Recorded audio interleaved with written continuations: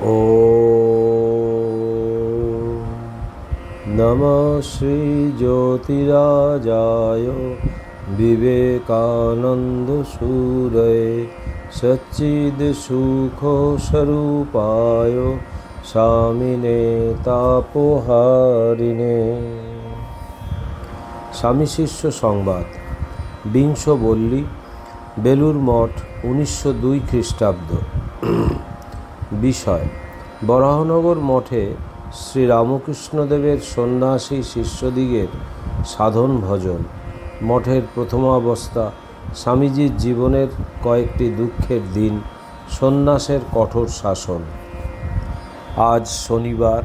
শিষ্য সন্ধ্যার প্রাক্কালে মঠে আসিয়াছে। মঠে এখন সাধন ভজন, জপ, তপস্যার খুব ঘটা।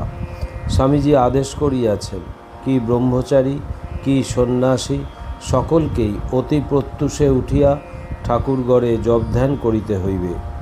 স্বামীজির তো নিদ্রা এক প্রকার নাই বলিলেই চলে। রাত্রি 3টা হইতে শয্যা ত্যাগ করিয়া উঠিয়া বসিয়া থাকেন। 1 ঘণ্টা কেনা হইয়াছে। শেষ রাত্রে সকলের ঘুম ভাঙাইতে ওই ঘণ্টা মঠের প্রতি ঘরের নিকট সজোরে বাজানো হয়।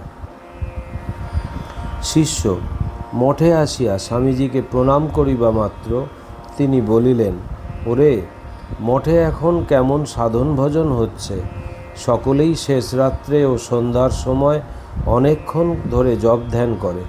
ওই দেখ, ঘণ্টা আনা হয়েছে, ওই দিয়ে সবার ঘুম ভাঙানো হয়।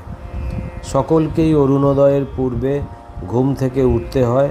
ঠাকুর বলতেন, সকাল সন্ধ্যায় মন খুব সত্য ভাবাপন্ন থাকে, তখনই এক মনে ধ্যান করতে হয়। ঠাকুরের দেহ যাবার পর আমরা বরাহনগরের মঠে কত জপ ধ্যান করতুম। 3টার সময় সব সজাগ হতুম। শৌচান্তে কেহ চান করে, কেহ না করে ঠাকুর ঘরে গিয়ে বসে জপ ধ্যানে ডুবে যেতুম। তখন আমাদের ভেতর কি বৈরাগ্যের ভাব! দুনিয়াটা আছে কি নেই তার হুঁশই ছিল না। শশী, স্বামী রামকৃষ্ণানন্দ 24 ঘণ্টা ঠাকুরের সেবা নিয়েই থাকত এবং বাড়ির গিন্নির মতো ছিল। ভিক্ষা শিক্ষা করে ঠাকুরের ভোগ রাগের ও আমাদের খাওয়ানো দাওয়ানোর জোগাড় ওই সব করত। এমন দিনও গেছে যখন সকাল থেকে বেলা 4টা-5টা পর্যন্ত জপ ধ্যান চলেছে। শশী খাবার নিয়ে অনেকক্ষণ বসে থেকে শেষে কোনোরূপে টেনে হিঁচড়ে আমাদের জপ ধ্যান থেকে তুলত। আহা, শশীর কি নিষ্ঠাই দেখেছি। শিষ্য মহাশয়, মঠের খরচ তখন কি করিয়া চলিত? স্বামীজি, কি করে চলবে কি রে, আমরা তো সাধু সন্ন্যাসী লোক। ভিক্ষা শিক্ষা করে যা আসতো তাতেই সব চলে যেত। আজ সুরেশবাবু, বলরামবাবু নেই। তারা দুজনে থাকলে এই মঠ দেখে কত আনন্দ করত। সুরেশবাবুর নাম শুনেছিস তো? তিনি এই মঠের একরকম প্রতিষ্ঠাতা। তিনিই বরাহনগরের মঠের সব খরচপত্র বহন করতেন। ওই সুরেশ মিত্তিরই আমাদের জন্য তখন বেশি ভাবত। তার ভক্তি বিশ্বাসের তুলনা হয় না। শিষ্য মহাশয়, শুনিয়াছি মৃত্যুকালে আপনারা তাহার সহিত বড় একটা দেখা করিতে যাইতেন না। স্বামীজি, যেতে দিলে তো যাব। যাক, সে অনেক কথা। তবে এইটে জেনে রাখবি, সংসারে তুই বাঁচিস কি মরিস তাতে তোর আত্মীয় পরিজনদের বড় একটা কিছু আসে যায় না। তুই যদি কিছু বিষয় আশয় রেখে যেতে পারিস তো তোর মরবার আগেই দেখতে পাবি তা নিয়ে ঘরে লাঠালাঠি শুরু হয়েছে। তোর মৃত্যু সঞ্জয় সান্ত্বনা দেওয়ার কেউ নেই, স্ত্রী পুত্র পর্যন্ত নয়। এরই নাম সংসার। মঠের পূর্বাবস্থা সম্বন্ধে স্বামীজি আবার বলিতে লাগিলেন। খরচপত্রের অনটনের জন্য কখনো কখনো মঠ তুলে দিতে লাঠালাঠি করতুম। শশীকে কিন্তু কিছুতেই ওই বিষয়ে রাজি করাতে পারতুম না। শশীকে আমাদের মঠে সেন্ট্রাল ফিগার বলে জানবি। এক একদিন মঠে এমন অভাব হয়েছে যে কিছুই নেই, ভিক্ষা করে চাল আনা হলো তো নুন নেই। এক একদিন শুধু নুন ভাত চলেছে, তবু কারও ভূক্ষেপ নেই। জপ ধ্যানের প্রবল তোরে আমরা তখন সব ভাসছি। তেলাকুচো পাতা সেদ্ধ, নুন ভাত, এই মাসাবধি চলেছে। আহা, সেসব কি দিনই গেছে। সে কঠোরতা দেখলে ভূত পালিয়ে যেত। মানুষের কথা কি, এ কথাটা খুব ধ্রুব সত্য যে তোর ভেতরে যদি বস্তু থাকে তো যত সার্কামস্টেন্সেস এগেনস্ট অবস্থা প্রতিকূল হবে তত ভেতরের শক্তির উন্মেষ হবে। তবে এখন যে মঠে খাট বিছানা খাওয়া দাওয়ার সচ্ছল বন্দোবস্ত করেছি তার কারণ আমরা যতটা সইতে পেরেছি তত কি আর এখন যারা সন্ন্যাসী হতে আসছে তারা পারবে? আমরা ঠাকুরের জীবন দেখেছি, তাই দুঃখ কষ্ট বড় একটা গ্রাহ্যের ভেতর আনতুম না। এখনকার ছেলেরা তত কঠোর হতে পারবে না, তাই একটু থাকবার জায়গা ও একমুঠো অন্নের বন্দোবস্ত করা, মোটা ভাত মোটা কাপড় পেলে ছেলেগুলো সাধন ভজনে মন দেবে ও জীবহিত কল্পে জীবনপাত করতে শিখবে। শিষ্য: মহাশয়, মঠের এসব খাট বিছানা দেখিয়া বাহিরের লোকে কত কি বলে। স্বামীজি: বলতে দে না, ঠাট্টা করেও তো এখানকার কথা একবার মনে আনবে। শত্রুভাবে শিগগির মুক্তি হয়। ঠাকুর বলতেন, লোক না পোক। এ কি বললে, ও কি বললে, তাই শুনে বুঝি চলতে হবে? ছি ছি। শিষ্য: মহাশয়, আপনি কখনো বলেন সব নারায়ণ, দিন দুঃখী আমার নারায়ণ, আবার কখনো বলেন লোক না পোক। ইহার অর্থ বুঝিতে পারি না। স্বামীজি: সকলেই যে নারায়ণ তাতে বিন্দুমাত্র সন্দেহ নেই, কিন্তু সকল নারায়ণে তো ক্রিটিসাইজ, নিন্দা করে না। কই দিন দুঃখীরা এসে মঠের খাটফাট দেখে তো ক্রিটিসাইজ করে না। সৎ কার্য করে যাব, যারা ক্রিটিসাইজ করবে তাদের দিকে দৃকপাতও করব না। এই সেন্স এ ভাবে লোক না পোক কথা বলা হয়েছে। যার ওইরূপ রোগ আছে তার সব হয়ে যায়, তবে কারো কারো বা একটু দেরিতে, এই যা তফাৎ, কিন্তু হবেই হবে। আমাদের ওইরূপ রোগ ছিল, তাই একটু আধটু যা হয় হয়েছে, নতুবা কি সব দুঃখের দিনই না আমাদের গেছে। এক সময় না খেতে পেয়ে রাস্তার ধারে একটা বাড়ির দাওয়ায় অজ্ঞান হয়ে পড়েছিলাম। মাথার ওপর দিয়ে এক পশলা বৃষ্টি হয়ে গেল, তবে হুঁশ হয়েছিল। অন্য এক সময় সারাদিন না খেয়ে কলকাতায় এ কাজ সে কাজ করে বেরিয়ে রাত্রি 10টা-11টার সময় মঠে গিয়ে তবে খেতে পেয়েছি। এমন একদিন নয়। কথাগুলি বলিয়া স্বামীজি অন্যমনা হইয়া কিছুক্ষণ বসিয়া রহিলেন, পরে আবার বলিতে লাগিলেন, ঠিক ঠিক সন্ন্যাস কি সহজে হয় রে? এমন কঠিন আশ্রম আর নেই। একটু বেচালে পা পড়লে তো একেবারে পাহাড় থেকে খাদে পড়ল, হাত পা ভেঙে চুরমার হয়ে গেল। একদিন আমি আগ্রা থেকে বৃন্দাবন হেঁটে যাচ্ছি, একটা কানাকড়িও সম্বল নেই। বৃন্দাবনের প্রায় ক্রোশাধিক দূরে আছি। রাস্তার ধারে একজন লোক বসে তামাক খাচ্ছে দেখে বড়ই তামাক খেতে ইচ্ছে হলো। লোকটাকে বললুম, ওরে ছিলিমটা দিবি? সে যেন জড়সড় হয়ে বলল, মহারাজ হাম ভাঙি হ্যায়। সংস্কার কিনা শুনেই পেছিয়ে এসে তামাক না খেয়ে পুনরায় পথ চলতে লাগলুম।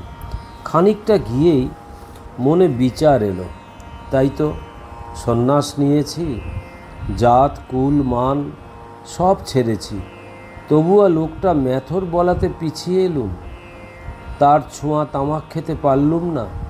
এই ভেবে প্রাণ অস্থির হয়ে উঠল। তখন প্রায় 1 পো পথ এসেছি, আবার ফিরে গিয়ে সেই মেথরের কাছে এলুম। দেখি তখনও লোকটা সেখানে বসে আছে। গিয়ে তাড়াতাড়ি বললুম, ওরে বাপ, এক ছিলিম তামাক সেজে নিয়ে আয়। তার আপত্তি গ্রাহ্য করলুম না, বললুম, ছিলিমে তামাক দিতেই হবে। লোকটা কি করে, অবশেষে তামাক সেজে দিল। তখন আনন্দে ধূমপান করে বৃন্দাবন এলুম। সন্ন্যাস নিয়ে জাতিবর্ণের পারে চলে গেছি কিনা পরীক্ষা করে আপনাকে দেখতে হয়। ঠিক ঠিক সন্ন্যাসব্রত রক্ষা করা কত কঠিন। কথায় ও কাজে এক চুল এদিক ওদিক হবার জো নেই। শিষ্য, মহাশয়, আপনি কখনো গৃহীর আদর্শ এবং কখনো ত্যাগীর আদর্শ আমাদের সম্মুখে ধারণ করেন। উহার কোনোটি আমাদিগের মতো লোকের অবলম্বনীয়। স্বামীজি, সব শুনে যাবি, তারপর যেটা ভালো লাগে সেটা ধরে থাকবি। বুলডগের মতো, ডাল কুত্তার মতো কামড়ে ধরে পড়ে থাকবি। বলিতে বলিতে শিষ্যসহ স্বামীজি নিচে নামিয়া আসিলেন এবং কখনো মধ্যে মধ্যে শিব শিব বলিতে বলিতে আবার কখনো বা গুনগুন করিয়া কখনো কি রঙ্গে থাকো মা শ্যামা সুধা তরঙ্গিনী ইত্যাদি গান করিতে করিতে পাদচারণা করিতে লাগিলেন। একবিংশ বল্লী, বেলুর মঠ, 1902 খ্রিস্টাব্দ। শিষ্য গতরাত্রে স্বামীজির ঘরেই ঘুমাইয়াছে। রাত্রি 4টার সময় স্বামীজি শিষ্যকে জাগাইয়া বলিলেন, যা, ঘণ্টা নিয়ে সব সাধু ব্রহ্মচারীদের জাগিয়ে তোল। শিষ্য আদেশ মতো প্রথমত উপরকার সাধুদের কাছে ঘণ্টা বাজাইল। পরে তাহারা সজাগ হইয়াছেন দেখিয়া নিচে যাইয়া ঘণ্টা বাজাইয়া সব সাধু ব্রহ্মচারীদের তুলিল। সাধুরা তাড়াতাড়ি শৌচাদি সারিয়া, কেহ বা স্নান করিয়া, কেহ কাপড় ছাড়িয়া ঠাকুর ঘরে জপ ধ্যান করিতে প্রবেশ করিলেন। স্বামীজির নির্দেশ মতো স্বামী ব্রহ্মানন্দের কানের কাছে খুব জোরে জোরে ঘণ্টা বাজানোয় তিনি বলিয়া উঠিলেন, বাঙালের জ্বালায় মঠে থাকা দায় হল। শিষ্য স্বামীজিকে ওই কথা বলায় স্বামীজি খুব হাসিতে হাসিতে বলিলেন, বেশ করেছিস। অতঃপর স্বামীজিও হাতমুখ ধুইয়া শিষ্যসহ ঠাকুর ঘরে প্রবেশ করিলেন। স্বামী ব্রহ্মানন্দ প্রমুখ সন্ন্যাসীগণ ঠাকুর ঘরে ধ্যানে বসিয়াছেন। স্বামীজির জন্য পৃথক আসন রাখা ছিল। তিনি তাহাতে উত্তরাশ্বে উপবেশন করিয়া শিষ্যকে সম্মুখে একখানি আসন দেখাইয়া বলিলেন, যা, ওই আসনে বসে ধ্যান কর। ধ্যান করিতে বসিয়া প্রথমে কেহ মন্ত্র জপ, কেহ বা অন্তর্যোগ মুখে শান্ত হইয়া অবস্থান করিতে লাগিল। মঠের বায়ুমণ্ডল যেন স্তব্ধ হইয়া গেল। এখনও অরুণোদয় হয় নাই, আকাশে তারা জ্বলিতেছে। স্বামীজি আসনে বসিবার অল্পক্ষণ পরেই একেবারে স্থির শান্ত নিস্পন্দ হইয়া সুমেরুবৎ অচলভাবে অবস্থান করিতে লাগিলেন এবং তাহার শ্বাস অতি ধীরে ধীরে বহিতে লাগিল। শিষ্য স্তম্ভিত হইয়া স্বামীজির সেই নিবাত নিষ্কম্প দীপশিখার ন্যায় অবস্থান নির্নিমেষে দেখিতে লাগিলেন। যতক্ষণ না স্বামীজি উঠিবেন ততক্ষণ কাহারও আসন ছাড়িয়া উঠিবার আদেশ নাই। সেজন্য কিছুক্ষণ পরে তাহার পায়ে ঝিনঝিন ধরায় উঠিবার ইচ্ছা হইলেও সে স্থির হইয়া বসিয়া রহিল। প্রায় 1.5 ঘণ্টা বাদে স্বামীজি শিব শিব বলিয়া ধ্যানোত্থিত হইলেন। তাহার চক্ষু তখন অরুণ রাগে রঞ্জিত, মুখ গম্ভীর, শান্ত, স্থির। ঠাকুরকে প্রণাম করিয়া স্বামীজি নিচে নামিলেন এবং মঠ প্রাঙ্গণে পাদচারণা করিয়া বেড়াইতে লাগিলেন। কিছুক্ষণ পরে শিষ্যকে বলিলেন, দেখলি সাধুরা আজকাল কেমন জপ ধ্যান করে? ধ্যান গভীর হলে কত কি দেখতে পাওয়া যায়। বরানগরের মঠে ধ্যান করতে করতে একদিন ইরাপিঙ্গলা নারী দেখতে পেয়েছিলেন। একটু চেষ্টা করলেই দেখতে পাওয়া যায়। তারপর সুষুম্নার দর্শন পেলে যা দেখতে চাইবি তাই দেখতে পাওয়া যায়। দৃঢ় গুরুভক্তি থাকলে সাধন ভজন ধ্যান জপ সব আপনা আপনি আসে, চেষ্টার প্রয়োজন হয় না। গুরুর ব্রহ্মা, গুরু বিষ্ণু, গুরুদেব মহেশ্বর। অনন্তর শিষ্য তামাক সাজিয়া স্বামীজির কাছে পুনরায় আসিলে তিনি ধূমপান করিতে করিতে বলিলেন, ভেতরে নিত্যশুদ্ধ বুদ্ধ মুক্ত আত্মরূপ সিংহ রয়েছেন। ধ্যান ধারণা করে তার দর্শন পেলেই মায়ার দুনিয়া উড়ে যায়। সকলের ভেতরেই তিনি সমভাবে আছেন। যে যত সাধন ভজন করে তার ভেতর কুণ্ডলিনী শক্তি তত শীঘ্র জেগে ওঠেন। ওই শক্তি মস্তকে উঠিলেই দৃষ্টি খুলে যায়, আত্মদর্শন লাভ হয়। শিষ্য, মহাশয়, শাস্ত্রে ওইসব কথা পড়িয়াছি মাত্র, প্রত্যক্ষ কিছুই তো এখনো হইল না। স্বামীজি, কালেনাত্মনি বিন্দতি, সময় হতেই হবে। তবে কারো শিগগির, কারো একটু দেরিতে হয়, লেগে থাকতে হয় নাছোড়বান্দা হয়ে। এর নাম যথার্থ পুরুষকার। তৈলধারার মতো মনটা এক বিষয়ে লাগিয়ে রাখতে হয়। জীবের মন নানা বিষয়ে বিক্ষিপ্ত হয়ে আছে। ধ্যানের সময়ও প্রথম মন বিক্ষিপ্ত হয়। মনে যা ইচ্ছে উঠুক না কেন, কে কী ভাব উঠছে, সেগুলি তখন স্থির হয়ে বসে দেখতে হয়। ওই রূপে দেখতে দেখতেই মন স্থির হয়ে যায়, আর মনে নানা চিন্তা তরঙ্গ থাকে না। ওই তরঙ্গগুলোই হচ্ছে মনের সংকল্প বৃত্তি। পরতত্ত্বে সদা লীন রামকৃষ্ণ সমজ্ঞয়া, ইয়ো ধর্ম স্থাপনরত বীরে শান্তম নমাম্যহম। শ্রীরামকৃষ্ণার্পণমস্তু।